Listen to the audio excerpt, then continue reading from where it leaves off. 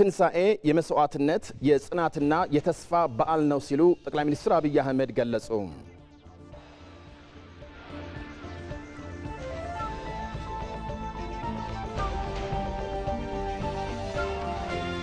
በኢየሱስ ክርስቶስ የትንሳኤ ብርሃን የተገኘውን እርቅና ፍቅር ምእመኑ የሰላምና የአብሮነት እሴቶችን ለማጠናከር ሊጠቀምበት እንደሚገባ የሃይማኖት አባቶች አሳሰቡ። የሃይማኖት አባቶች የእንኳን አደረሳችሁ መልእክት አስተላልፈዋል።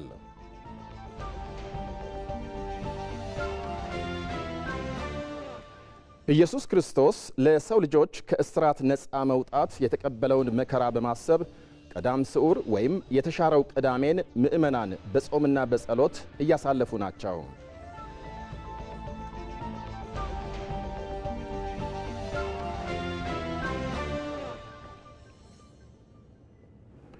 የሩሲያው ፕሬዝዳንት ቭላዲሚር ፑቲን የትንሳኤን በዓል አስመልክተው ተኩስ አቁም አወጁ።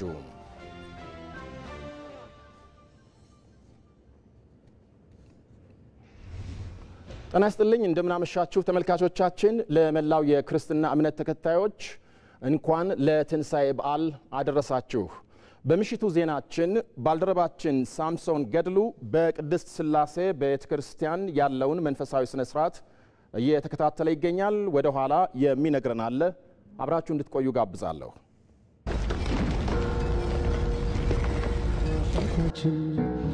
በሰማያት ያለ ተለይቶ ይሞገስ ክቡር ስምህ ከሰማያት ከላይ ከጸባዖት ወርዶ ከመቤቴ ከድንግል በኢየሱስ ክርስቶስ የትንሳኤ ብርሃን የተገኘውን እርቅና ፍቅር ምእመኑ የሰላምና የአብሮነት እሴቶችን ለማጠናከር ሊጠቀምበት ይገባል ሲሉ የሃይማኖት አባቶች አሳሰቡ። የ2017 የትንሳኤ በዓልን በማስመልከት የሃይማኖት አባቶች የእንኳን አደረሳችሁ መልእክት አስተላልፈዋል። ሪፖርተራችን ይድነቃቸው ሰማው እንደሚከተለው ያቀርበዋል። በስመ አብ ወወልድ ወመንፈስ ቅዱስ አሐዱ አምላክ አሜን። በትንሳኤው የህይወት መንገድን ያሳየን ጌታችን አምላካችንና መድኃኒታችን ኢየሱስ ክርስቶስ እንኳን ለ2017 ዓመተ ምህረት በዓለ ትንሳኤው በሰላም አደረሰን አደረሳችሁ። ወአርአይከኒ ፍኖተ ሕይወት የህይወትን መንገድ አሳየኸኝ። መዝሙር 15 ቁጥር 9 እስከ 11 ጌታችን የዚህ ህይወት ትንሳኤ በኩር ሆኖ ተነስተዋል። ከትንሳኤውም በኋላ ለዘላለም በህይወት ይኖራል። በቀጣይም ጊዜው ሲደርስ እኛ ተከታዮቹ የእርሱን አይነት ትንሳኤ ተነስተን በማያልቅ ኃይለ ህይወት ከሱ ጋር ለዘላለም በህይወት እንኖራለን። እኛ ኢትዮጵያውያን ከጥንት ጀምሮ በእምነትና በስነ ምግባር እየተመራን በደልን በይቅርታ እየዘጋን እስከ ጋብቻ በሚዘልቅ ባህለ እርቅ ደምን እያደረቅን በወንድማማችነት ፍቅር ተስማምተን በሺ ለሚቆጠሩ ዘመናት እንዳልኖርን እነሆ ዛሬ ለታላቅነታችን በማይመጥን ሁናቴ መለያየትና መጣላት ብሎም እርስ በርስ መገዳደል ዕለታዊ ተግባራችን አድርገን እንገኛለን። አሁንም ለሁሉም ኢትዮጵያውያን ወገኖቻችን የምንማጸነው እባካችሁ እኛ ራሳችን በራሳችን ሸምጋይና ተሸምጋይ ሆነን ችግራችንን ለመፍታት በብርቱ እንስራ፣ መፍትሄም እናምጣ። በክርስቶስ የተወደዳችሁ ብፁዓን ጳጳሳት፣ ክቡራን ካህናት፣ ገዳማውያንና ገዳማውያት፣ መላው ምዕመናንና የሀገራችን ሕዝቦች፣ በመላው ዓለም የምትኖሩ ኢትዮጵያውያንና ትውልደ ኢትዮጵያውያን በሙሉ ቸርነቱ የማያልቅበት አምላክ ሁላችሁንም በሰላም ጠብቆ እንኳን ለ2017 ዓመተ ምህረት ለብርሃነ ትንሣኤው በሰላም አደረሳችሁ አደረሰን እላለሁ። የትንሣኤ በዓል የክርስቲያን ሕይወት መሠረትና ምሰሶ ነው። ሐዋርያው ጳውሎስ እንዳለው ትንሣኤ ባይኖር እምነታችን ከንቱ ሆነ። በመስቀሉና በትንሣኤው እግዚአብሔር ራሱን ከዓለም ጋር አስታርቋል። ቅዱስ ጳውሎስም የማስታረቅን ምስጢር በሰፊው አስተምሯል። ክርስቲያን የዚህ የእርቅ መሳሪያ መሆን ገልጾልናል። በምድር ላይ ያሉ ውብ ነገሮች እውነተኛውን ውበት የሚላበሱት በትንሣኤው ብርሃን ነው። የተስፋ ጭላንጭል ደምቆ የወደፊቱን የሚገልጠው የፍቅር እሳት ከጫፍ እስከ ጫፍ ተስፋፍቶ የሚቀጣጠለው የእምነት ብርሃን ጠቢባንን የሚወልደው በትንሣኤው ብርሃን ነው። በዚህ በትንሣኤ በዓል መላው ምዕመናን ልናደርገው የሚገባል የተቸገሩትን ወገኖች በመርዳትና በመተሳሰብ ያዘኑትን በማጽናናትና በማሰብ እንድታከብሩና ደስታቸውንም ፍጹም እንድታደርጉ ጸጋቸውንም እንድታበዙ አደራ ማለት እንወዳለን። በስመ አብ በስመ ወልድ በስመ መንፈስ ቅዱስ አህዱ አምላክ አሜን። በሀገር ውስጥና በውጭ ሀገር ለምትገኙ የወንጌል አማኝ አብያተ ክርስቲያናት ካውንስል ምዕመናን፣ የክርስትና እምነት ተከታዮችና ኢትዮጵያውያን ወገኖች በሙሉ ልዑል እግዚአብሔር አምላክ ሁላችሁንም በሰላምና በጤና ጠብቆ እንኳን ለ2017 ዓመተ ምህረት የትንሣኤ መታሰቢያ በዓል አደረሳችሁ በማለት በራሴና በኢትዮጵያ ወንጌል አማኞች አብያተ ክርስቲያናት ካውንስል ስም መልካም ምኞቴን ስገልጽ በደስታ ነው። የትንሣኤን መታሰቢያ በዓል ስናከብር እግዚአብሔር ለሰው ልጆች ያለውን ታላቅ ፍቅርና ከዚህም የተነሳ አንድያ ልጁን ስለኛ ኃጢአታችን በቅድስና እንመላለስ። ሀገራችን ኢትዮጵያ በተደጋጋሚ የእርስ በርስ ግጭቶች የተነሳ ብዙ ጉዳትን እንዳስተናገደች የሚካድ አይደለም። በዋናነት ለድህነታችንና ወደ ኋላ ለመቅረታችን ምክንያቱ ልዩነቶችን በውይይት ከመፍታት ይልቅ መሳሪያ በማንሳት መጠፋፋት ላይ ማተኮራችን እንደሆነ ግልጽ ነው። አንዳችን በሌላው ላይ ያስከተልነው ጉዳት ጥላቻን ከትውልድ ወደ ትውልድ ከማሸጋገርና የሕዝባችንን ሰቆቃ ከማራዘም በስተቀር አንዳችን መልካም ነገር አላስገኘልንም። ይህ እየታወቀ አሁንም ከመጠፋፋት አዙሪት ለመውጣት የምናሳየው ፈቃደኝነት አለመኖር ወይም ማዝጋሚ መሆን እጅግ ያሳዝናል። የችግራችን መፍትሄ ያለው በእኛው እጅ ስለሆነ ችግሩ ተባብሶ የበለጠ ጉዳት ሳያስከትል ቆም ብለን ልናስብ ያስፈልጋል። በፍጹም ቅንነት መከባበርና መደማመጥ በርቅ የሀገራችንን ሰላም በአስተማማኝ ሁኔታ ለማረጋገጥና የሕዝባችንንም አንድነት በጽኑ ዓለት ላይ ለማቆም መወያየት ግድ ይለናል። ስለዚህ አሁንም ካውንስላችን የሰላም ጥሪውን በመደጋገም ሲያስተላልፍ በእግዚአብሔር ስም ነው። ትንሣኤ የመስዋዕትነት የጽናትና የተስፋ በዓል ነው ሲሉ ጠቅላይ ሚኒስትር አብይ አህመድ ገለጹ። ጠቅላይ ሚኒስትር አብይ አህመድ የትንሣኤን በዓል አስመልክተው የእንኳን አደረሳችሁ መልእክት አስተላልፈዋል። ለዝርዝሩ ብሩክ ተስፋዬ። እንኳን ለኢየሱስ ክርስቶስ የትንሣኤ በዓል አደረሳችሁ። ትንሣኤ የመስዋዕትነት የጽናትና የተስፋ በዓል ነው። የበደለው ዓለም ነው፣ የተሰዋው ግን ክርስቶስ ነው። ያጠፋው የሰው ልጅ ነው፣ የካሰው ግን ክርስቶስ ነው። ባለ ዕዳው ሰው ነው፣ ከፋዩ ግን ክርስቶስ ነው። የክርስቶስ ሞት አንድም ለማዳን ነው፣ አንድም ለትምህርት ነው። ስለ ብዙዎች ሲባል መስዋዕትነት ካልተከፈለ ብዙዎችን ማዳን አይቻልም። ሀገርን፣ ሕዝብን፣ ወገንን ማዳን ከተፈለገ መስዋዕትነት መክፈል ይገባል። ቃል ክርስቶስ በቃሉ ብቻ አልተናገረም፣ በመስቀል ላይ ውሎ ፍቅሩን በተግባር ገለጠው እንጂ። ራሱ አስታራቂ፣ ራሱ ታራቂ፣ ራሱም መስዋዕት ሆነ። ዛሬ ኢትዮጵያን የሚወድ ሁሉ መስዋዕት ለመሆን የተዘጋጀ መሆን አለበት። በሌሎች መስዋዕትነት መጓዝ የኦሪት ሰዎችም አድርገውታል። ሺህ በጎችንና ሺህ ፍየሎችን ሰውተው ነበረ፣ አልሆነም እንጂ። ሀገርን ማዳን የሚቻለው ሌሎችን በመሰዋት አይደለም፣ ራስን በመሰዋት እንጂ። የራስን ጉልበት፣ ጊዜና ዕውቀት በመሰዋት እንጂ።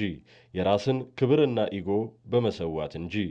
ሀገርን ለማዳን ወደ ትሕትና፣ ወደ ዕርቅና ወደ ምክክር መስቀል አውርዶ ራስን መሰዋት ያስፈልጋል። መስቀል መከራ ነው፣ ስድብ ነው፣ ግርፋት ነው፣ ውርደት ነው። ራሳችንን ለሰላምና ለዕርቅ መንገድ ስናዘጋጅ ከብዙዎች ዘንድ ስድብ፣ ርግማን፣ መከራ ይጠብቀናል። የሚያዋጣን ግን ከሊቶስጥራ እስከ ቀራንዮ የኢትዮጵያን መስቀል መሸከም ነው። ለኢትዮጵያ ትንሣኤ ስንል መስቀሏን መሸከም። ትንሣኤ ከጽናት በኋላ የሚገኝ ድል ነው። ከፊቱ የጅምላ ፍርድ አለው። ከፊቱ ውግዘት አለው። ከፊቱ ግርፋት አለው። ከፊቱ መራቆት አለው። ከፊቱ መከዳት አለው። ከፊቱ የፀሐይ መጨለም፣ የጨረቃ ደም መልበስ፣ የከዋክብትን መርገፍ አለው። በዚህ ሁሉ ግን በሸላቾቹ ፊት ዝም እንደሚል በግ ክርስቶስ በጽናት ቆመ። ስለ ዓላማ ሲባል መከራን ታገሰ። ስለ ሰው ልጅ ሲባል ሁሉን እየቻለ በጽናት ተጓዘ። ሀገር ጽናት ትፈልጋለች። በመከራዎችና በውግዘቶች ፊት በጽናት መቆም፣ በስድብና በንቀት ፊት በጽናት መቆም። እንደ ፀሐይ የሚታዩት ልሂቃን ሲጠፉ፣ እንደ ከዋክብት የሚታዩት ክቡራን ሲረግፉ በጽናት መቆም። አብረው የነበሩ ፈርተውና ተሽጠው ሲከዱ በጽናት መቆም ሀገር ትፈልጋለች። በሚጸኑት ዘንድ የኢትዮጵያ ትንሣኤ እጅግ ቅርብ ብቻ አይደለም፣ የሚታይም ነው። ትንሣኤ ተስፋ ነው። ፈተናው እንደሚያልፍ ተስፋ ይሰጣል። አርብን ላየ እሁድ የሚመጣ አይመስልም ነበር። የመቃብሩን ድንጋይ ላየ የሚነሳ አይመስልም ነበር። ማኅተሙን ላየ የሚፈታ አይመስልም ነበር። ጨለማውን ላየ ብርሃን ሩቅ ይመስል ነበር። ሁሉም ግን ተገለበጠ። ታሪክን የታሪኩ ጌታ ለወጠው። ተስፋችን በደጅ ነው። አርብ ላይ እሁድን እናየዋለን። ከሞት ባሻገር ሕይወትን፣ ከመቃብር አልፈንም ትንሣኤን የምንመለከት ነን። የሚጨበጥ ሕልም፣ የጠራ ምናብ አለን። ስለዚህም ወጀብና አውሎ ነፋስ አያስደንቀንም። ዛሬ ለነገ ሞት ለትንሣኤ ቦታ እንደሚለቁ የምናውቅም የምናምንም ነን። ለኢትዮጵያ ትንሣኤ የሚተጉ ብዙዎች ናቸው። የሕማማቱ ጊዜ እያለፈ ነው። አሁን አርብ ወደ ማታ ላይ ነን። ከጸጥታው ቀን በኋላ የኢትዮጵያ ትንሣኤ ይመጣል። ከሄዱት ብዙዎች ይመለሳሉ። ከተሳሳቱት ብዙዎች ያስተውላሉ። አርብ ዕለት በከንቱ የጮኹት ብዙዎች ያፍራሉ። ፈራጆች ይጸጸታሉ። ተገዳዳሪዎች ይበታተናሉ። የመቃብር ጠባቂዎች ይደነግጣሉ። ኢትዮጵያ ግን አይቀሬ በሆነው ትንሣኤ ትነሳለች። ትንሣኤው ከእስራኤል ለዓለም እንደተገለጠው ሁሉ ኢትዮጵያም ለዓለም ትገለጣለች። የትንሣኤ በዓል የሚያስተምረንም ይህንኑ ነው። ኢትዮጵያ በልጆቿ ጥረት ታፍራና ተከብራ ለዘለዓለም ትኑር። ፈጣሪ ኢትዮጵያና ሕዝቦቿን ይባርክ። ሚያዝያ 11 ቀን 2017 ዓ.ም የኢፌዴሪ ጠቅላይ ሚኒስትር አብይ አህመድ። ቀዳማዊት እመቤት ዝናሽ ታያቸው የትንሣኤን በዓል ምክንያት በማድረግ ማዕድ አጋሩ። ቀዳማዊት እመቤቷ ከሙሉ ፍቅርና ብርሃን ይሁን ከተሰኘ የበጎ አድራጎት ድርጅት ለመጡ 100 ሕፃናት ነው ድጋፉን ያደረጉት። በተጨማሪም ቀዳማዊት እመቤት ባስገነቡት የዘውዲቱ መሸሻ የሕፃናት ማሳደጊያ ማዕከል ድጋፍ ለሚደረግላቸው ሕፃናት ማዕድ አጋርተዋል። ሕፃናቱ ከቀዳማዊት እመቤት ዝናሽ ጋር ከነበራቸው ቆይታ በተጨማሪ በፍሬንድሺፕ ፓርክ በጨዋታና በመዝናናት ጊዜ አሳልፈዋል። ድጋፍ የተደረገላቸው በጎ አድራጎት ተቋማትም የቀዳማዊት እመቤት ጽሕፈት ቤትን አመስግነዋል።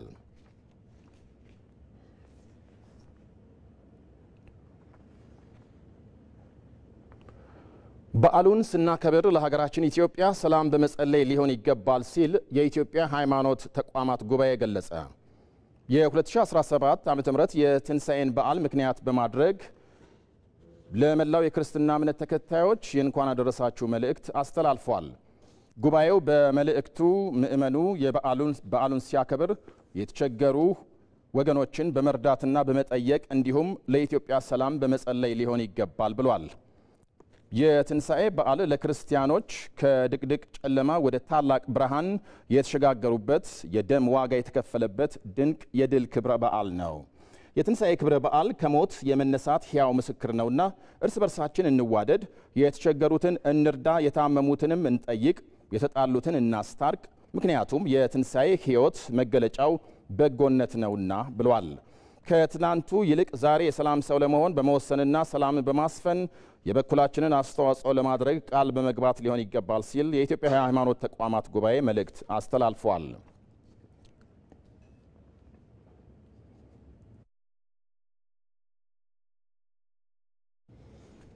ሰሙነ ሕማማት በስቅለት ማግስት የሚውለው ቅዳሜ ቀዳም ስዑር በመባል ይጠራል። በቀዳም ስዑር ቀሳውስቱና ዲያቆናቱ ቃጭል እየመቱ ቄጤማን ለምእመናን ይሰጣሉ።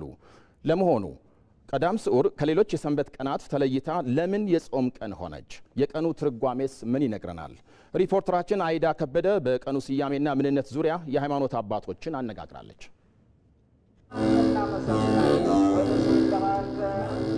በሰሙነ ሕማማት በስቅለት ማግስት የሚውለው ቅዳሜ ቀዳም ስዑር ተብሎ ይጠራል። ታዲያ በዚህ ዕለት ቀሳውስቱና ዲያቆናቱ እንዲሁም ሊቃውንቱ ቃጭልን እየመቱ ገብረ ሰላም በመስቀሉ የሚለውን ያሬዳዊ መዝሙር በመዘመር ለምእመናኑ ቀጤማን ያድላሉ። ምእመናኑም የተሰጣቸውን ቀጤማ ግንባራቸው ላይ ያስሩታል። ታዲያ ይሄ ትርጓሜውም ጌታን ፈጣሪ ለመስቀል እያሰቃዩት ባሉ ጊዜ በጭንቅላቱ ላይ ያሰሩለትን የሾህ አክሊልን የሚያስታውስ ነው። በኢትዮጵያ ኦርቶዶክስ ተዋሕዶ ቤተክርስቲያን 7 ታላላቅ አጽዋማት አሉ። ከሰባቱ አጽዋማት መካከል የአብይ ጾም ዋናውና ታላቁ ወይንም ትልቁ ጾም ነው። የዚህ ጾም የመጨረሻው ሳምንትም ሰሙነ ሕማማት ይባላል።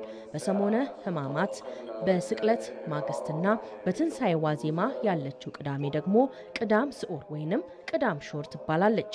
በኢትዮጵያ ኦርቶዶክስ አስተምሮ መሰረት ከፋሲካ ዋዜማ ከምትሆነው ቅዳሜ በስተቀር ቅዳሜ መጾም እንደሌለባት ይነገራል።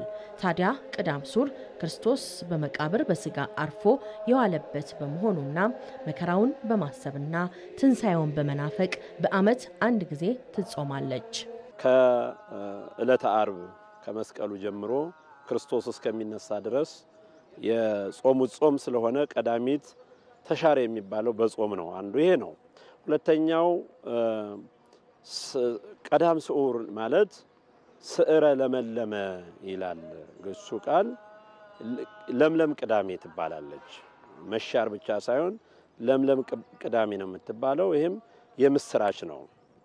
የምስራች ቀን ለምለም ቅዳሜ ካህናቱ የለመለመ ቄጠማ ይዘው እንኳን ደስ አላችሁ የምስራች ገብረ ሰላም በደመ መስቀሉ ክርስቶስ በመስቀሉ ደም ሰላማቶ ለነበረው ዓለም ሰላም ሰጠ፣ ደስ ይበላችሁ፣ እንደውም ክርስቶስ ተመረመረ፣ ሰይጣን ታሰረ፣ ደስ ይበላችሁ የምስራች እያሉ የምስራች ይናገራሉ።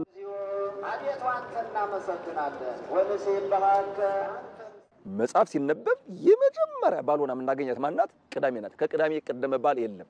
ነገር ግን አንድ ቀን ተሽራለች። መቼ? ዛሬ። በምን ተሻረች? በጾም። በነገራችን ላይ በማይጾምበት ቀን መጾም መሻር ነው። ግልጽ ነው አይደል? 318 ሊቃውንት ወይም ሰለስቱ ምዕት የሚባሉት በሃይማኖተ አበው ህንጻ መነኮሳት በሚባለው ምዕራፍ 20 ቁጥር 27 ላይ እንዲህ ብለዋል። እንደ ሌሎቹ ቀኖች በሁለቱ ሰንበቶች አትጹም፣ ከአንዲት ቀን በቀር ብቻ ኢየሱስ ክርስቶስ ውስተ መቃብር፣ ጌታችን ኢየሱስ ክርስቶስ በመቃብር ተኝቶ ከዋለባት ካደረባት የከፋሲካ ዋዜማ ወይም የፋሲካ ዋዜማ ከምትሆን ነገ ትንሣኤ አይደል? ነገ ፋሲካ ነው። ከፋሲካ ዋዜማ በቀር ወይም የፋሲካ ዋዜማ ከምትሆን ከቅዳሜ በቀር አትጹም ይላል። ስለዚህ ቅዳሜ በምን ተሻረች? በጾም። በቀዳም ስዑር ካህናቱና ዲያቆናቱ ቃላወዲ ወይንም ቃጭል እየመቱ ለምእመናኑ ቀጤማን እያደሉ የትንሣኤውን መገለጥ የሚያበስሩበት ዕለት መሆኑን የሃይማኖት አባቶች ይገልጻሉ። ከሌሊቱ ጀምሮ ቀደም ብሎ ቃለ እግዚአብሔር ያሬድ ቃለ እግዚአብሔር በማቅረብ ስለ ነገረ መስቀሉ አብዝቶ በመዘመር መዋሥዕት የሚባል አለ። በተለይ በጸሎተ ፍትሐት ለሚመናን አገልግሎት የሚሰጥ መዋሥዕቱን በመምራት ምቅናይ መኃልየ መኃልይ ዘሰሎሞን በመተርጎም ትርጉሙን በመተርጎም በጧትም ሰዓት ደግሞ ቄጤማውን በመባረክ ለሚመናን የምስራቹን በመስጠት የሚከበር በዓል ነው። በዓሉ ለሰው ልጆች ሁሉ የተከፈለ መስዋዕትነት ተምሳሌት በመሆኑ ምእመኑ በዓሉን በሰላምና በመተሳሰብ ሊያከብረው እንደሚገባም የሃይማኖት አባቶች ይናገራሉ። ለኢትዮጵያ ኦርቶዶክስ ተዋሕዶ ቤተክርስቲያን ትልቅ ትርጉም አለው። ለሰው ልጆች ሁሉ የተከፈለ የቤዛነት ዋጋ ነው። በመስቀሉ ደም ሰላምን አግኝቷል እና ሰላም ለሰው ልጅ እጅግ ወሳኝ ነው። ክርስቶስም የሰላም አለቃ ነው የተባለ። ያለ ሰላም ወጥቶ መግባት አይቻልም፣ ሰርቶ መኖር አይቻልም፣ ልጅ ማሳደግ አይቻልም። ስለዚህ ለዓለም ሰላም ያስፈልጋል፣ ለሀገር ሰላም ያስፈልጋል። ቤተክርስቲያን ሁሉ ጊዜ ስለ ሰላም የምትጸልየው መስቀሉ ሰላም ነው። መስቀሉ የነጻነት ምልክት ነው። መስቀሉ የድል አርማ ነው። ዓይን የሚጾምበት፣ አንደበት የሚጾምበት፣ ጆሮ የሚጾምበት በጣም ልዩ ወቅት፣ ለእግዚአብሔር ምስጋና የሚበዛበት፣ ለነዳያን አብዝተን የምንመጸውትበት፣ ርኅራኄ የምናደርግበት፣ ፍቅርን የበለጠ የምንሰብክበት ወቅት ማን ነው ከተባለ ጾም ነው። ከአጽዋማት ደግሞ ዋናው የአጽዋማት ሁሉ አለቃ ማን ነው? አብይ ጾም። ለምን አብይ ጾም ተባለ? ዓለምን የፈጠረ ኢየሱስ ክርስቶስ ስለ ጾመው። ለማን ብሎ? ለኛ ብሎ። በዚህ ወቅት ክርስቶስ በመስቀል ተሰቅሎ በፈሰሰው ደሙ በሰማይም በምድርም ላሉት ሁሉ እርቅንና ሰላምን አድርጓል። ታዲያ የአብይ ጾም ፍቅርን፣ ሰላምንና መረዳዳትን ከመስበክ ባሻገር ምእመኑ እነዚህን በጎ ተግባራት የዘውትር ተግባሩ የሚያደርግበት ሊሆን እንደሚገባም የሃይማኖት አባቶች ይገልጻሉ።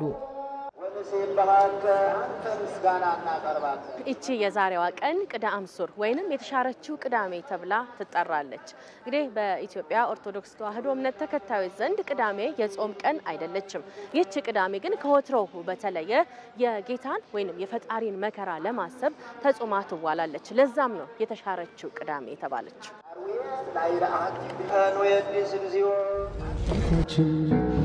በሰማያት ያለህ ተለይቶ ይሞገስ ክቡር ስምህ። በፍቅር የተሰጠ የሕይወት መንገድ በተግባር ያየነው ታላቅነት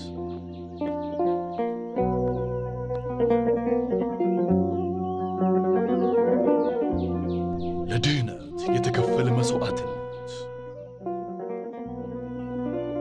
ለዘላለም የሚኖር ቃል ኪዳን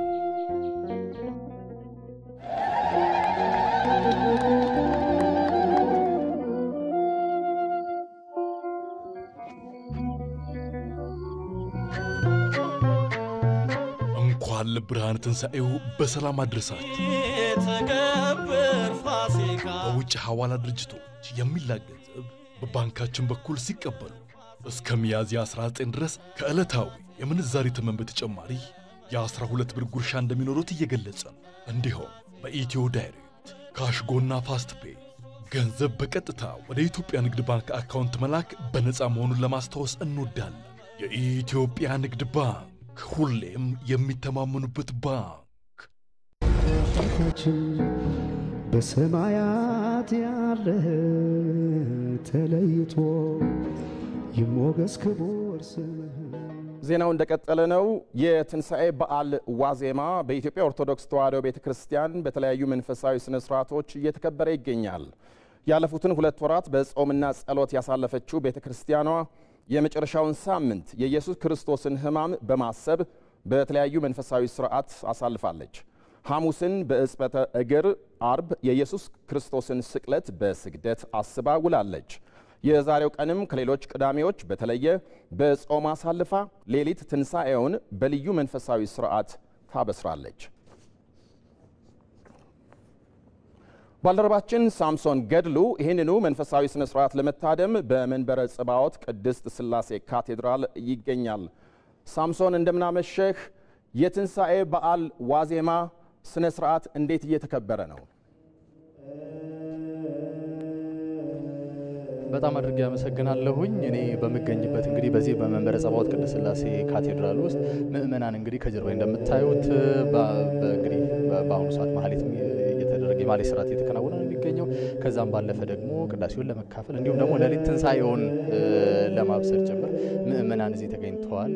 ከዛም ባለፈ እንዲህ በምታዩት በደመቀ መልኩ እየተከበረ ነው የሚገኘው።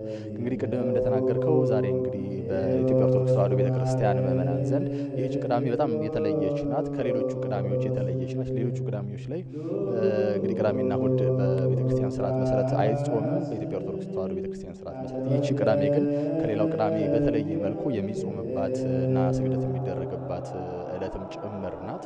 እንግዲህ በአጠቃላይ አሁን ያለው ግን ድባብ እንደሚታየው በጣም የደመቀና ደስ የሚል ነው። አሁን አጠገቤ ደግሞ በመንበረ ጸባዖት ቅድስት ሥላሴ ካቴድራል አስተዳዳሪ የሆኑት ሊቀ ስልጣናት ቆሞስ አባ ሲራክ ይገኛሉ። አባታችን እንኳን አደረሶት። እንኳን አብሮ አደረሰን። በጣም አድርጌ አመሰግናለሁኝ። እንደው ሌሊቱን የሚከናወነው የቤተክርስቲያን ስርዓት ምን ይመስላል የሚለውን የተወሰነ ነገር። አመሰግናለሁ። እንግዲህ እንደምታየው አሁን የትንሣኤ ዋዜማ ላይ ነው። ከምሽቱ 2 ሰዓት ተኩል ገደማ ላይ ነው ያለነው። እየተካሄደ ያለው ያው የማህሌቱ ስርዓት እየተካሄደ ነው። አሁን እንደምታየው ከዚህ ቀጥሎ እንግዲህ ቅዱስ ፓትርያርኩ በዚሁ መንበረ ጸባዖት ቅድስት ሥላሴ ካቴድራል 4 ሰዓት ላይ እዚህ ይደርሳሉ። እሳቸው ሲደርሱ ደወል ይደወላል። ከዚያ ቀጥሎ ይሄ የማህሌቱ ስርዓት ከተፈጸመ በኋላ ቅዱስ ፓትርያርኩ ያው የኪዳን ስርዓት ያደርሳሉ። ከዚያ በኋላ ከሌሊቱ 6 ሰዓት አካባቢ ላይ የቅዳሴው ስርዓት ይቀጥላል ማለት ነው። እንደምታየው በጣም ደምቆና አምሮ ነው ያለው። በዚህ መልኩ ነው እየተካሄደ ያለው። በጣም አድርጌ አመሰግናለሁ። እኔም አመሰግናለሁ። እንግዲህ አሁን እንደሰማነው ነው እንግዲህ ከዚህ በኋላ ሌሊት ላይ እንግዲህ ትንሳኤው ይበሰራል። ከዛ በኋላ እንግዲህ የሚቀጥሉትን ነገ ደግሞ የትንሳኤ በዓል በደመቀ ሁኔታ የሚከበር ነው የሚሆነው። ለሰዓቱ ያለኝ መረጃ ይህን ይመስላል። መልካም ሳምሶን፣ አመሰግናለሁ።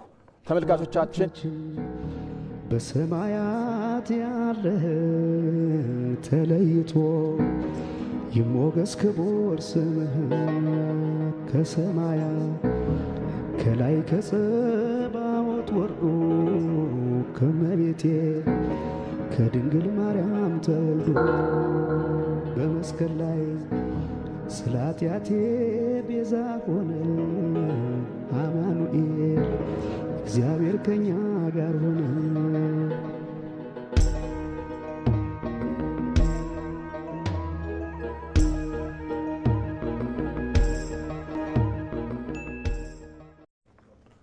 ነገ የሚከበረውን የትንሣኤ በዓል ምክንያት በማድረግ ዛሬ ሌሊት መድፍ እንደሚተኮስ መከላከያ ሚኒስቴር ገልጿል። መከላከያ ሚኒስቴር ለኢቢሲ በላከው መግለጫ ዛሬ ከሌሊቱ 9 ሰዓት ላይ 9 ጊዜ መድፍ የሚተኮስ መሆኑን አስታውቋል። በአዲስ አበባ የአማኑኤል ቶታል አካባቢ አብሮ አደጎች ማህበር በዓሉን አስመልክቶ ከ300 በላይ አቅመ ደካሞች ድጋፍ አደረጉ። በኮቪድ ምክንያት የተመሰረተው ማህበሩ በአካባቢው ለሚገኙ ለአቅመ ደካሞች ድጋፍ ሲያደርግ ያሁኑ ለ6ኛ ጊዜ ነው። ለዝርዝሩ አቤል ሙልጌታ። እኚህ አረጋዊ እናት ወይዘሮ ስንታየው ቦጋለ ይባላሉ። በአዲስ አበባ አማኑኤል ቶታል ተብሎ በሚጠራው አካባቢ ነዋሪ ናቸው። የዛሬን ያርገውና በጤና እያሉ ሰርተው ራሳቸውን ያስተዳድሩ የነበሩ ቢሆንም አሁን በመኪና አደጋና በሌላም ህመም ምክንያት እንደ ድሮ መሆን አልቻሉም። ህዝባዊ ሲመጣ በቃ ገፍትሮ ያስኩበሱ ተላይ ሲጥልኝ ይሄ ተላቀቀ። ጨጓራና ደም ግፊት ስላለብኝ የጨጓራም የደም ግፊትም ይሰጡኛል።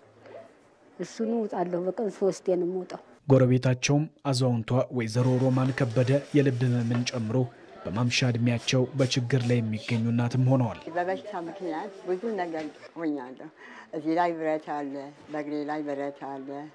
ሳምባዬን ኦፕሬሽን አድርገውኛል። በጣም ተሰቃይቼ ከእግዚአብሔር ጋር አዳነኝ።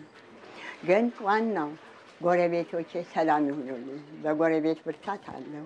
ይሁን እንጂ በአካባቢው ተወልደው ያደጉ ወጣቶች አማኑኤል ቶታል አብሮ አደጎች ማህበርን መስርተው እንደነዚህ እናቶች ያሉ የተቸገሩትን ሁሉ ድጋፍ ያደርጋሉ። ቀደም ብሎ ለኢድ አልፈጥርና አሁንም ትንሣኤን ምክንያት በማድረግ በአጠቃላይ ከ300 በላይ ለሚሆኑ ዜጎችም ድጋፍ አድርገዋል። ለኢድ አልፈጥርና ለትንሣኤ በዓል ምክንያት በማድረግ 300 የሚያሉ ሰዎች መርዳት ችለናል ማለት ነው። የሚመረጡት ሰዎች በጥንቃቄ ነው የሚመረጡት። በዛው መሰረት ነው በባንክ አካውንት መክፈት የሚችሉት በባንክ አካውንት እንዲሰጣቸው።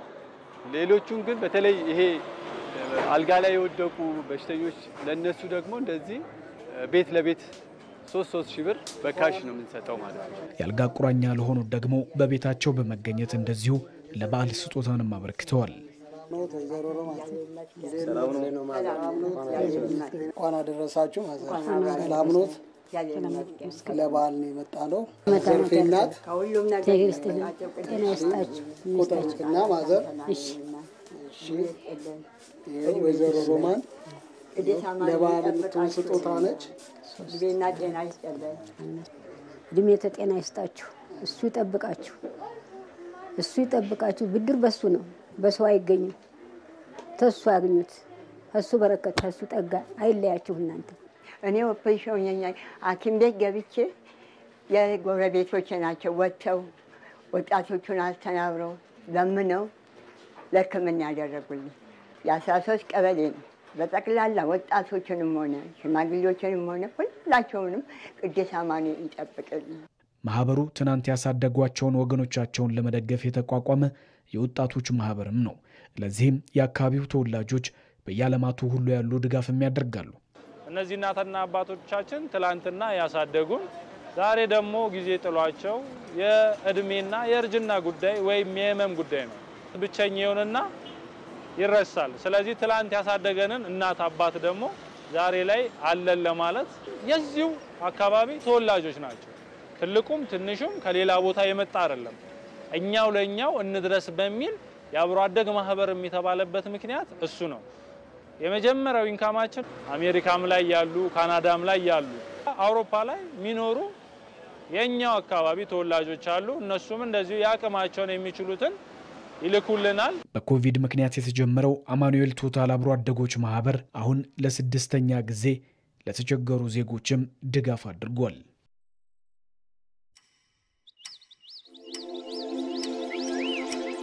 በዕለተ ትንሣኤ የአዲስ ቀን ልዩ የበዓል ዜና ሾው በሀገር ጉዳያችን የአብይ ጾም ፍጻሜ የሆነውና የመላው ክርስትና እምነት ተከታዮች በታላቅ ደስታ የሚያከብሩት ዕለተ ትንሣኤ ነው።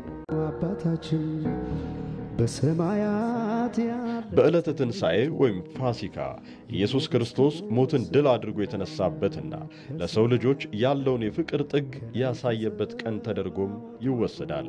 አዲስ ቀን የሀገር ጉዳይም ኢየሱስ ክርስቶስ በሞቱና በትንሣኤው ያሳየውን ትሕትና፣ ፍቅር፣ መታዘዝና ዝቅ ማለትን ሰዎች በሕይወታቸው ውስጥ እንዴት ሊማሩበት ይገባል ሲልም ይጠይቃል። አዲስ ቀን ይህንን የሀገር ጉዳይ ጨምሮ ሌሎች የትንሣኤ በዓልን ማዕከል ያደረጉ ልዩ ዝግጅቶችን ይዞ እሁድ ከጠዋቱ 1 ሰዓት እስከ 3 ሰዓት ከመቅደላዊት ደረጀና ከሰናይት ብርሃኔ ጋር ይጠብቃችኋል። አዲስ ቀን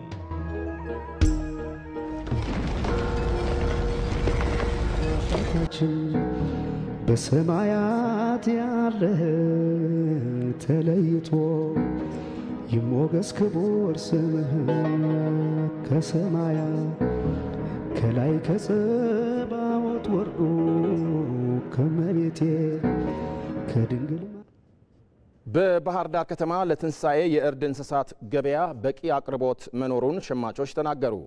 ሆኖም ከአምና የበዓል ገበያ አንጻር ዘንድሮ የዋጋ ጭማሪ መታየቱን ሸማቾችና ሻጮች ለኢቲቪ ገልጸዋል። ሪፖርተራችን ራሄል ፍሬው በባህር ዳር የሰንጋ ገበያን ተዘዋውራ ተመልክታለች።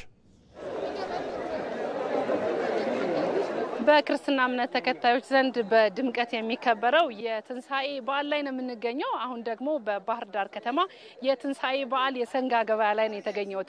በዚህ የሰንጋ ገበያ ላይ እንግዲህ የተለያየ አይነት ደረጃ ያላቸው የእርድ ሰንጋዎች ገብተዋል።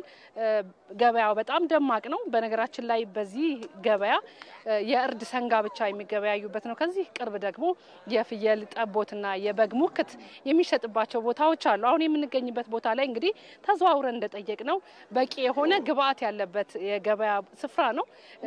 እንግዲህ የትንሣኤ በዓል በእርድ የሚከበር በዓል ነው። ከእርድም ባለፈ ደግሞ ሁሉም እንደያቅሙ ሰብሰብ ብሎ የሚያከብረው በቅርጫ የሚከበር በዓል ነው። ሩብ የሚፈልግ፣ ግማሽ የሚፈልግ፣ መደብ የሚፈልግ እንደየኑሮ አቅሙ እንደ ቤተሰብ ብዛትና ሁኔታው የሚገበያይበት በዓል ነውና ሰብሰብ ብለው ያሰባሰቡትን ገንዘብ ይዘው መጣው እዚህ እየተገበያዩ ያገኘናቸው በርካታ የባህር ዳር ከተማ ነዋሪዎችን አነጋግሬያለሁ። በዋናነት የነገሩኝ ከአምናው ጋር ሲነጻጸር የገበያ ውድነት እንዳለ ነው። በተለይ ከ80 እስከ 130 እስከ 120 የሚገመት ዋጋ የሚጠሩ ትልልቅ የደለቡ ሰንጋዎች የቀረቡበት ገበያ ነው። ይህንንም እንግዲህ ለ10ም ለ15ም ሆነው በተደራጀ መልኩ እየገዙ አግኝተናቸዋል። አርሶ አደሮችም እንደነገሩን እነዚህንን በሬዎች ለማድለብ በጣም በርከት ያለ ልፋት የሚጠይቅ ነውና ይህንን የሚመጥን ዋጋ ይዘው መቅረባቸውን ነግረውናል። ካምናው አንጻር ዋጋው ጭማሪ ያለው መሆኑን ነው ተገበያዮቹ የነገሩን። በአጠቃላይ ገበያውን በምንመለከት ጊዜ በቂ አቅርቦት ያለው ነው። አሁን የምንገኝበት ቦታ ላይ ያነጋገርናቸውን ሸማቾችና የከብት የሰንጋ ባለቤቶች አስተያየት ወደ እናንተ ጋብዛለሁ። አመሰግናለሁ። መልካም በዓል። በጣም ቆንጆ አይነት የግብይት ስርዓት ነው ያለው እና በዓሉ በዚያ አካሄዱ በጣም ቆንጆ በዓል እንደሚውል ተስፋ እናደርጋለን። በዓሉ ምክንያት በማድረግ እስከ 500 እስከ 1000 ብር ልዩነት አለው ከበግና ከፍየል። ዙሮ ዙሮ ይሄን ያህል የሚባል የለም። አሪፍ ነው። ገበያው ጥሩ ነው ማለት ያው ሁሉ ነገሮች የተወደዱ ያለበት ወቅት እንደመሆኑ ነገር ግን ያው በ1000 ብር ነው ይሄን ዶሮ የገዛሁት።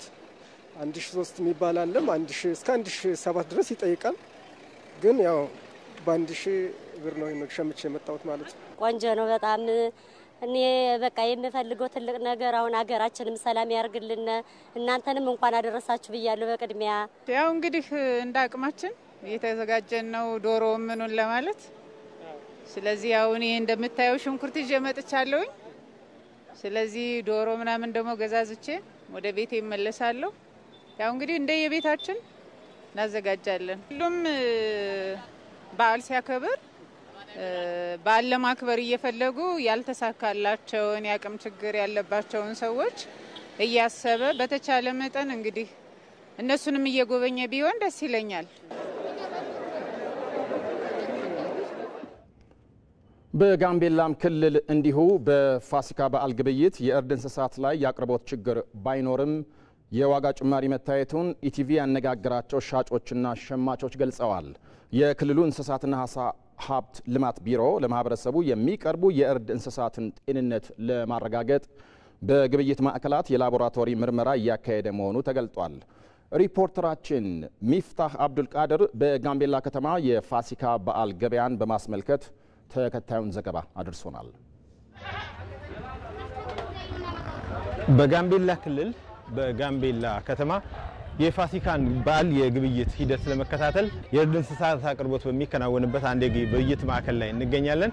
በዚህ የግብይት ማዕከል ላይ ያነጋገርናቸው ሻጮችና ሸማቾች እንደነገሩን የእርድ እንስሳት አቅርቦት እጥረት እንደሌለ ነው። የእርድ እንስሳት አቅርቦት እጥረት ባይኖርም በተለይም በዚህ አሁን በምንገኝበት በጋምቤላ ከተማ በበግና በፍየል ላይ ከፍተኛ የሆነ የዋጋ ጭማሪ እንደሚስተዋል ሸማቾችና ሻጮቹ ነግረውናል። ከገና ጋር ሲነጻጸር ቢሆን ያሁን የበዓል ገበያ አቅርቦት አለ፣ ግን ዋጋው በጣም ውድ ነው። ለገና ከነበረው ጋር ኮምፔር ስታደርገው አትሊስት የ4 እና የ5 ሺህ ብር ዲፍረንስ አለ።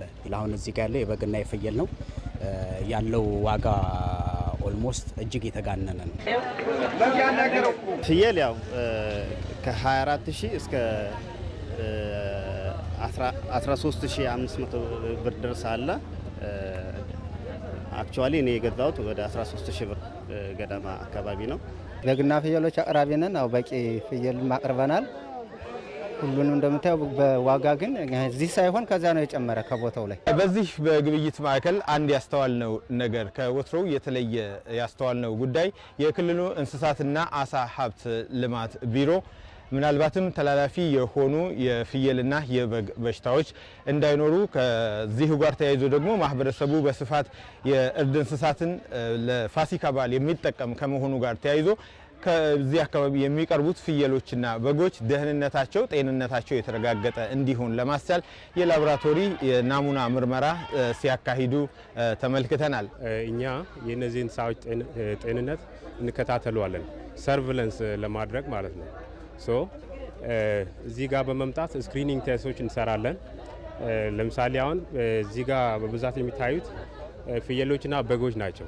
እነዚህ ምልክቶች ከታየበት ያው ከሌሎች እንዲራቅ ማድረግ ነው።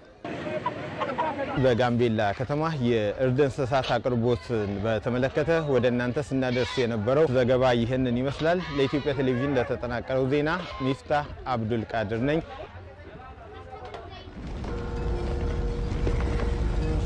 አምላካችን በሰማያት ያለ ተለይቶ ይሞገስ ክቡር ስምህ ከሰማያት ከላይ ከጸባዖት ወርዶ ከመቤቴ የሩሲያው ፕሬዝዳንት ቭላዲሚር ፑቲን የትንሣኤን በዓል አስመልክተው ተኩስ አቁም አወጁ። ፕሬዝዳንቱ ከዛሬ እኩለ ሌሊት ጀምሮ እስከ ነገ እሁድ እኩለ ሌሊት ድረስ የሚዘልቅ የተናጠል ተኩስ አቁም ማወጃቸውን ነው የክሬምሊን ምንጮች የገለጹት። ዩክሬንም የእርሳቸውን ፈለግ እንደምትከተል ፑቲን ተስፋቸውን ገልጸዋል።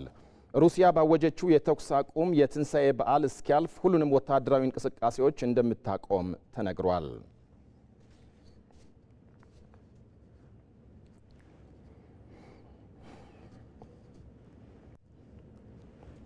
ተመልካቾቻችን የምሽቱ ዜና በዚሁ አበቃ። በላይ በቀለ ነኝ። በያላችሁበት መልካም በዓል እመኛለሁ።